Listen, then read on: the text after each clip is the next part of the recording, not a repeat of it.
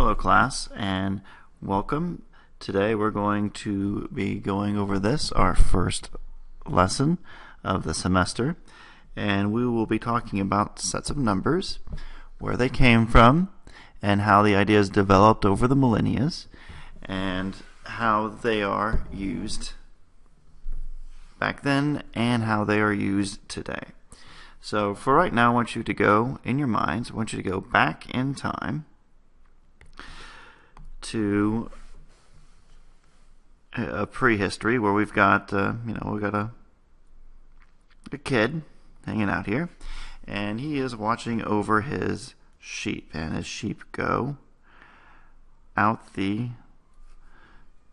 pasture, right? And he's got those are my sheep. Sorry, I know that's kind of blobby, but here are my sheep, and so they go out to pasture for the day. And then eventually, they have to come back. And so we got to wonder, how does our person here know that all the sheep came back? Well, if it's, just 3, it's pretty easy to keep track of, even if you don't have a concept of numbers. Because keep in mind, this is way back when. This kid does not have an idea of what a number is. But let's say it's a large number of sheep. How do you know that all the sheep that went out are the same, are all the same sheep that came back? How do you know that some aren't missing? Well, what our kid would do is, as one sheep left his pasture, and we'll say he's got a little gate right here. Let's go and draw that right here.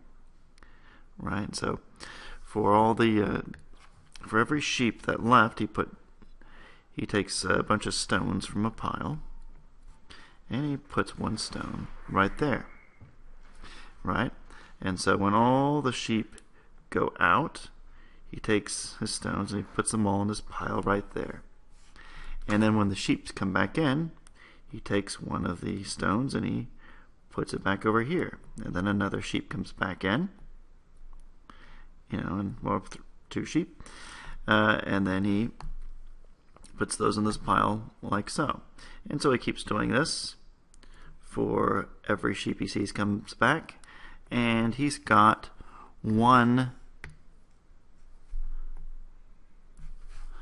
stone left. What does that mean? Well, that means he's got to go back out and find the missing sheep, because he's got one stone. And so notice something about these stones, the way he's counting. This is very rudimentary counting system. These are all whole numbers. These are all positive whole numbers. These are all the numbers 1, 2, 3, 4, 5, 6. And so these consist of the whole numbers, right? So we'll call them the natural numbers. Like so. And again, these are all the numbers that are, 1, 2, 3, 4, and so on and so forth. And so what we're doing here is we're building up our concept of the real number line. And so we've got our natural numbers. Now there's our real number line. And so now we have all the natural numbers, the 1, 2, 3, 4, 5, and it keeps going on. So on and so forth. We'll go ahead and label those there like so. ... There we go. Alright, so notice something. Not every spot on this number line here is filled out, right? We've got lots of empty space on this number line. So we want to start thinking about this. Now, first thing we notice is that there is no 0. And this was actually quite a controversial topic in the ancient world, the existence of 0, whether it was a real thing or not. And so we have a 0. And this concept was developed in India. But not only do we get 0, but we got the whole concept of all the negative whole numbers, right? And so now we've got numbers that are extending forever in either direction, right? So those are all of our our integers, are all the whole numbers, right? Not just the positive whole numbers, but all of them. And so we call these the integers. And that has, -1, -2, -3, and 0. And note that this encompasses all the natural numbers as well, right? If anything is a natural number, as you see here, it's also going to be an integer. Okay, so good. So note that now we've got numbers going in infinite directions of both the positive and the negative, but we still have a lot of void space here and here and here, and we want to fill all the spaces out. Well, the ancient Greeks had this rational world view that everything could be transmuted into something else. These were the Pythagoreans, and so they postulated that if you took any number or any integer and divided it by another integer, like so, you could fill in all the gaps along here, right? And so what does this mean? What is P over Q? Well, this could be like, 1/2. It could be 2/3. It could be 3/4. Any number you can think of. And let's look at this gap in particular right here. And note that what we're about to go over, this applies for every single gap there is. We want to have a scheme where we can come up with every single number in between 0 and 1. So what we can do is we can come up with a little scheme to make sure we hit all of these numbers by creating a table, like so. And so on this table we'll list a bunch of integers here, and the same integers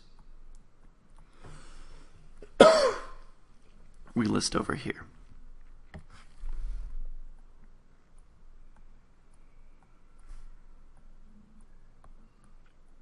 Okay, so here's what we're going to do.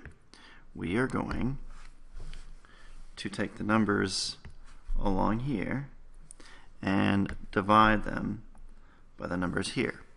So for instance, this one right here, this is going to be 1 divided by 1, which of course is just 1.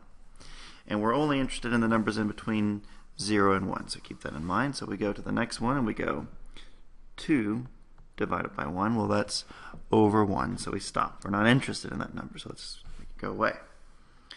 Alright, so the next one we go 1 divided by 2. Alright, so that's the halfway point. That would represent this number right there, right? That's the 1/2. And then here we've got the 1/2.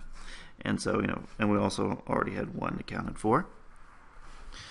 And let's look at the next one. We've got 2 divided by 2. Well, that's just 1. So we stop. And then we come down here. We have 1 divided by 3. That's 1/3. Right, so that's in between 0 and 1. That's somewhere right in there. And then we go to the next one. We've got 2 divided by 3. Okay, so that's fine. That number, note that's about right there. Alright. And then the next number will be 3 divided by 3. Well, that's just 1, so we stop.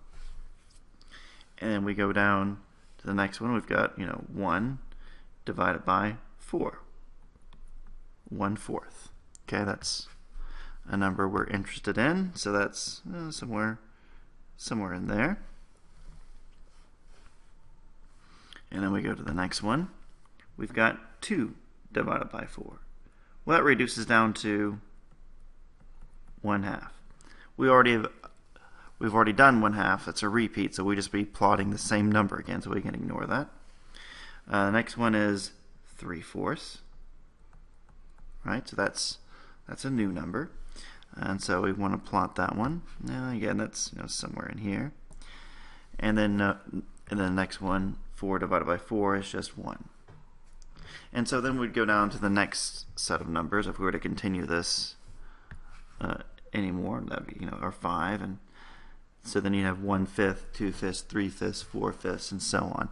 And we could keep doing this forever, and we still would have more numbers to go. But note what is happening. We're showing that there is, in fact, an infinite amount of numbers in between 0 and 1. And this will be true in between any two integers.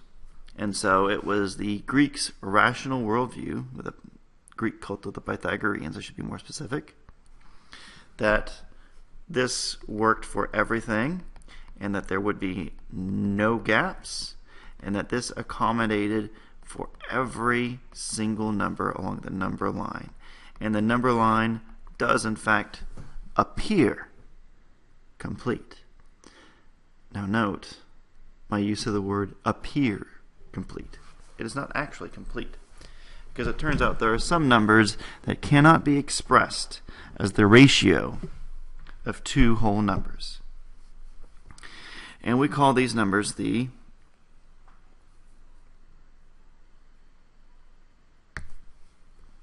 irrational numbers. And let me find it there. We'll use that color. So the irrational numbers are right there. And so these would be numbers like the square root of 2, the square root of 3, the square root of any prime number, really, square root of 5, because note if I wrote square root of 4, well, that would, square root of 4 is 2, and so that would just be a natural number. But I can't, but square root of 5, it just continues on and on. If I were to write it out, square root of 3, square root of 2, it's going to be 1 point. You'll have an infinite number of decimal places. Type it in your calculator if you want, and you'll notice that there is not a repeating pattern. Okay, and so these are all the irrational numbers. All right, so let's go ahead and put symbols to this. The natural numbers, right there, right? These are all, this is the 1, 2, 3, so on and so forth. We call these the natural numbers, right? And so we use this letter scripted in to stand for the natural numbers. All right, so the next one, the integers. That's right there. And we use a scripted Z as the stand-in. Usually just kind of do a double line for that part right there. Right? And so these are, any integer, or any, it's the integers. And so you can think of these as any whole number. So note the difference. Natural numbers are all whole numbers, but they're also only positive whole numbers, whereas integers refers to all of the whole numbers. And note again that the set of integers includes the set of natural numbers. And so next we have the set of rational numbers. So we call these the rational numbers. And we use the scripted Q. I just draw a Q with an extra line right there just when I'm drawing those. And so next we went over we had rational numbers, and then we've got irrational numbers. I don't have that written down here, so I'll just go ahead and make a new line. And so usually we just, for the irrational numbers, we just do a Q with a tick, or we do a Q with a little C right there. And these stand for all of the irrational numbers. right? And so again, square root of any prime number will be irrational. One of the hallmarks of an irrational number, again, is a number that has an infinite number of decimals that do not repeat. If they repeat, that's usually indicative that you're dealing with a rational number. Think of 1 divided by 3. That's 0.33333, and so on and so forth. An infinite number of decimals, but they repeat. The 3 repeats. And so, this one just, I'm just kind of writing numbers at random right now. Right, so this would definitely be an irrational number because it just keeps going on. Some examples of irrational numbers that you have seen before would probably be pi, outside of the square root of 2 and 3. And then there's also the natural number, also known as Euler's number, and we use a little e for right there. And so we have an infinite number of irrational numbers, an infinite number of rational numbers, though there are more irrational numbers than rational numbers. That's another topic altogether. So let's go ahead and go on. What is this? This R, this scripted R. And if I'm writing it out, I write it like this, by the way. I can do better. There we go. And so this stands for the real numbers. Right?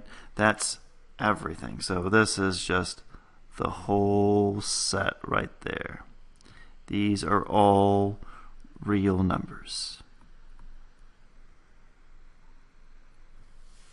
Just like that. All right.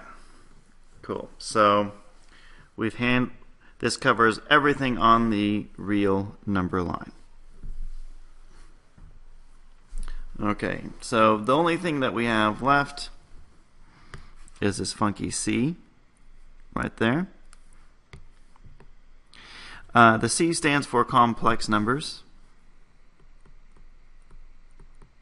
And I'm going to come back to this in just a second. We'll put a pin in this for the time being, but that's what that stands for. For right now, let's go on to number 2. We are coming back to that point of a complex number. We want to circle each of the natural numbers in on the number line. Okay, so go ahead and hit pause and do the instructions. And then when you circle all the natural numbers, there you go. Okay, so I want you to, before seeing me work this next part, I want you to hit pause again. I want you to plot the following rational numbers on the number line. Again, what is a rational number? A rational number, in words,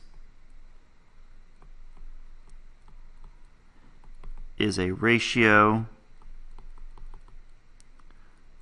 of any two whole numbers. Right? Whole numbers, right? It's not the ratio of an irrational number and another number. Both the numbers have to be rational. For like 1 divided by 2, 3 divided by 4, it's got to be like that. It can't be 3.212 divided by 8. That doesn't count. Okay, so we circled all the natural numbers as it's asked us to do. Next, we're to plot the following rational numbers on the number line. All right, so rational number number 1 is -1 here. Okay, let's go and plot it with this color here, -1. That's right there. Right, because what two whole numbers is -1 a ratio of? -1 divided by 1 is -1. Okay. 0, also a rational number. That is right there. Mine 0 divided by any other rational number. Whole number. 0 divided by 5 is the same as 0 divided by 6 is the same as 0 divided by 8 because they're all 0. Right. You can, it doesn't matter what you multiply or divide 0 by, the result will be the same. Now, I want you all to remember this very important tidbit. Never divide by 0. If you do, you get a number that does not exist, right? So, for instance, 2 divided by 0 does not exist, right? You can do this stuff up here. 0 can be up top. 0 can never be in the bottom. Okay, so last one, 1 divided by 2. Well, note that's the same as 0.5. 1/2 is 0.5. And that's the halfway, and we plot it right there. Cool. Alright, so all this seems to make good sense. You know, all these numbers have their place on the real number line. Now, what if I wanted to plot, say, a number that was the square root of -1? Where would that go on here as drawn? Well, the answer to that question is it doesn't. It doesn't go on here because this is what we call an imaginary number. So the square root of -1 is simply I. And where do we plot it on this guy that I said you can't do it on? There is a way to plot it. But if this is the real axis, then we have an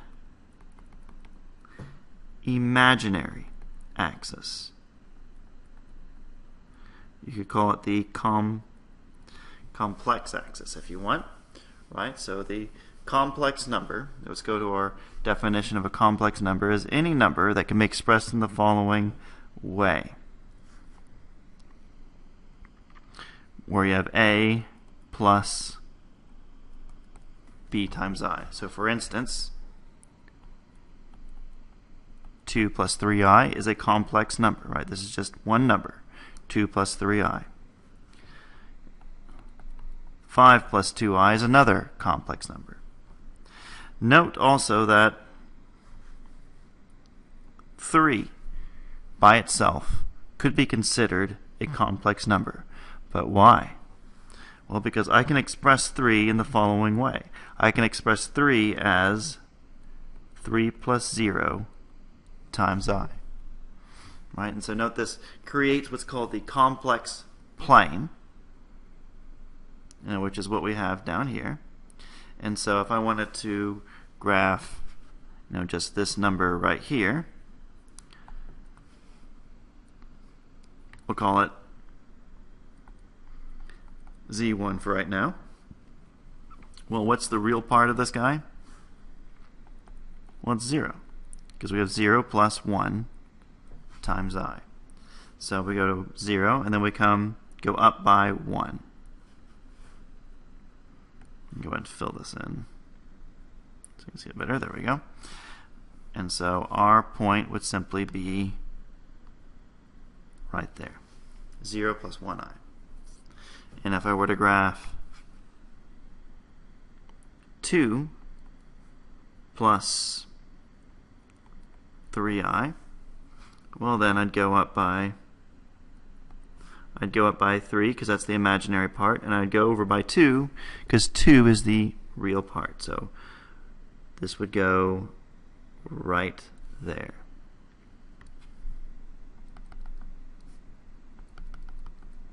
Okay. And so that's how imaginary numbers work. Note that all real numbers are also complex numbers. So if we go back to our drawing up here,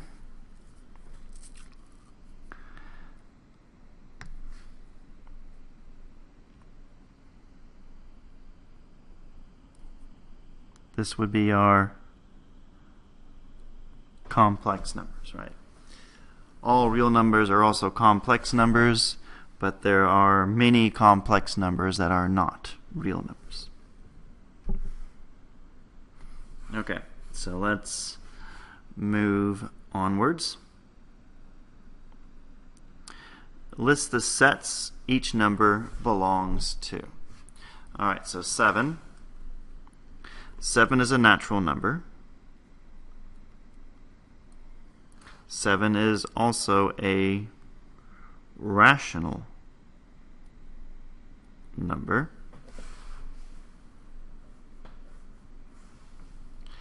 7 is not an irrational number, but it is also a real number. And note that it is also a complex number. Right? It's a rational number because I can express it as 7 divided by 1. It's a real number because it belongs on the real plane, but it is also a complex number because it can be written as 7 plus 0 times I. Okay.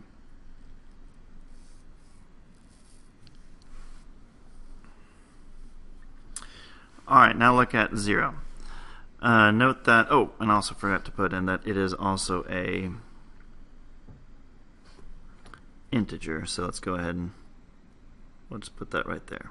It's also an integer. Note that 0 is not a natural number, but it is an integer. It is also a rational number because 0 divided by any number is still 0. It is clearly a real number. And it is also a complex number, right? Because it can be written as 0 plus 0 times I. Where again, I is defined as the square root of -1. Now what about the square root of 2 divided by 2? It's the ratio of two numbers, so that makes it a rational number, right? Well, if you said, yes, it is a rational number, you are incorrect. Because a rational number has to be two whole numbers. What kind of number is the square root of 2? It is irrational. And so we'll go ahead and put our Q with a little tick mark on it, or C if you'd rather. All irrational numbers are also real numbers. Go back up to our little diagram here. Let's go ahead and draw that in. Okay, there we are.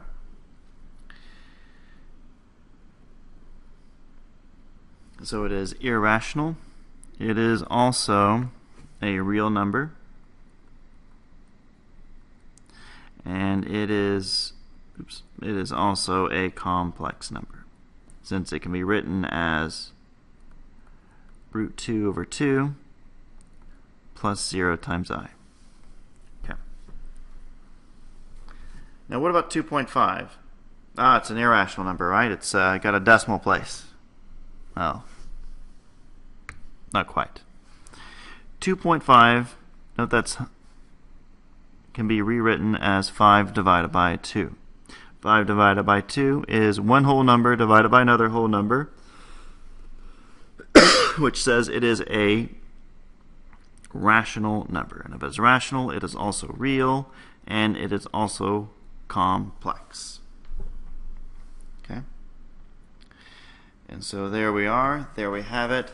That is our lesson for sets of numbers. We will finish this handout in the next video, where we'll go over linear equations and talk a little bit about the number line with them, but we'll be focusing on how to solve linear equations, what they are, and what are the different types. So see you guys next time.